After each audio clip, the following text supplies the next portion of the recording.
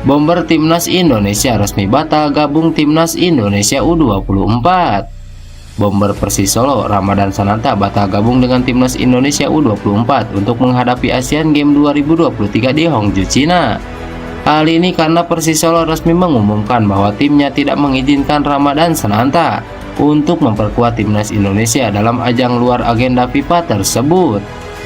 Melansir dari laman resmi klub, tim berjuluk Laskar Sambar Nyawa itu memberikan respon atas dipanggilnya sang pemain, serta mengajukan permohonan maaf karena Ramadan Sananta akan tetap bersama tim untuk mengikuti kompetisi BRI Liga 1 mendatang. Keputusan ini kami ambil dengan mempertimbangkan peran vital Ramadan Sananta dalam tim untuk melakoni kompetisi BRI Liga 1, sekaligus menimbang kondisi tim yang sedang memiliki opsi terbatas untuk pemain di posisi penyerang, tulis Persis Solo dalam pernyataan resminya. Skuad Laskar Sambar Nyawa memang sangat kekurangan lini serang, bahkan mereka saat ini hanya memiliki 3 lini serang yang harus absen. Yang pertama ada Irfan Jauhari yang mesti menepi lantaran menderita cedera ACL pasca memperkuat Timnas Indonesia di ajang Piala AFF U23 2023. Kedua, Arkan Kakak juga harus menjalani training camp di Jerman guna mempersiapkan diri dalam pertandingan Piala Dunia U17. Namun yang lebih mengejutkan ada pemain asing Fernando Rodriguez yang mendadak harus terbang ke Spanyol lantaran ada keperluan keluarga. Berdasarkan pertimbangan tersebut, dengan berat hati Persis Solo harus mengambil keputusan untuk mempertahankan Sananta karena kebatasan skuad, khususnya untuk lini serang.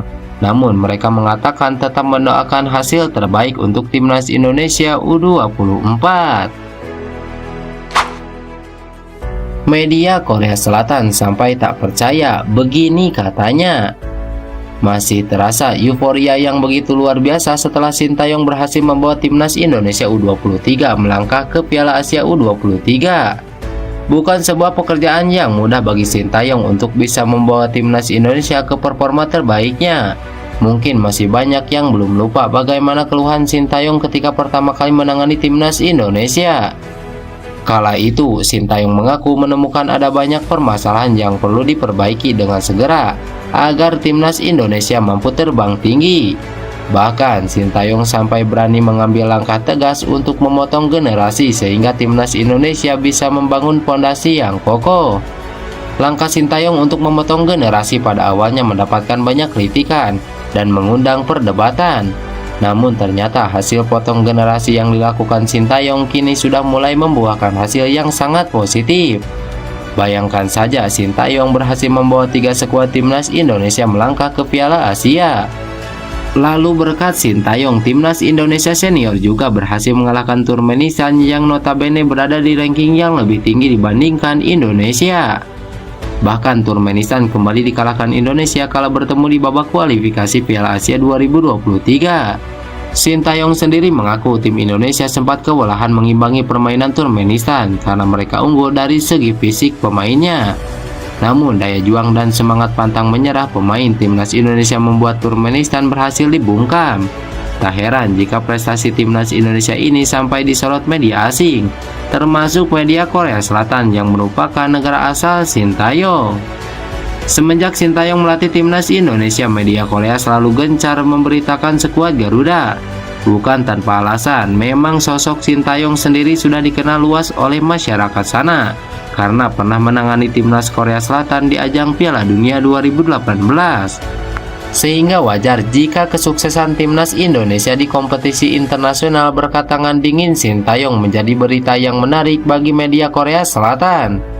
Bukan tidak mungkin dengan perkembangan pesat Timnas Indonesia di bawah asuhan Sintayong, ini bisa menjadi ancaman besar bagi Korea Selatan di level Asia.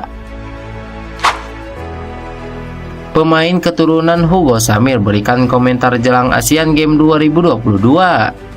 Penyerang Borneo FC Hugo Samir begitu gembira mengetahui dirinya juga dipanggil memperkuat Timnas U24 di Asian Games 2022. Menurutnya itu adalah kesempatan emas untuk mendapatkan sebanyak mungkin pengalaman. Ia berjanji akan berusaha keras dan tampil sebaik mungkin. Selain itu, ia juga menargetkan agar bisa tampil secara reguler dalam turnamen yang berlangsung di Hangzhou, Cina itu.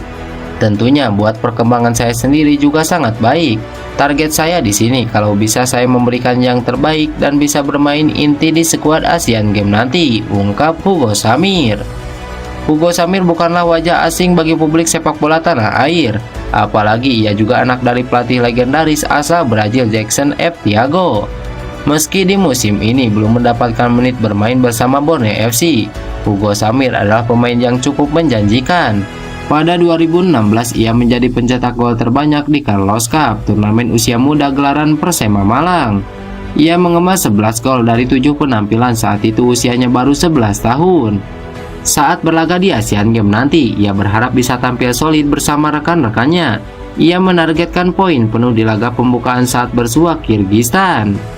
Tentunya kami harus lebih kompak dan semoga pada laga pertama pemain-pemain yang menyusul sudah bisa bermain dan kompak dengan kita, jelas Hugo Samir. Brunei Darussalam terancam kena sanksi FIFA jelang lawan Indonesia. Asosiasi Sepak Bola Brunei Darussalam FADB dilaporkan terancam disanksi FIFA karena gagal menyerahkan statutory audit yang disetujui dari Kongres FADB ke-8. Ancaman sanksi Brunei itu muncul jelang menghadapi timnas Indonesia di kualifikasi Piala Dunia 2026 zona Asia pada 12 dan 17 Oktober mendatang. Dilansir dari media Malaysia Borneo Bulletin, FABD terancam sanksi FIFA usai gagal menyerahkan statutory audit yang disetujui dalam Kongres FABD ke-8. Sebagai konsekuensinya, dana hibah FIFA Forward 3.0 untuk tahun 2023 bakal ditunda pencairannya hingga FABD dapat menyerahkan laporan audit yang disetujui Kongres FABD. FABD juga telah mengajukan permohonan dana bersyarat untuk September, sementara dana November akan bergantung pada persetujuan audit undang-undang oleh Kongres, tulis Borneo Bulletin, salah satu media Malaysia. Dana bersyarat ini disebut bisa berdampak pada liga domestik dan prestasi timnas Brunei di kancah internasional. Lantas bagaimana menurut kalian? Tulis pendapat kalian di kolom komentar.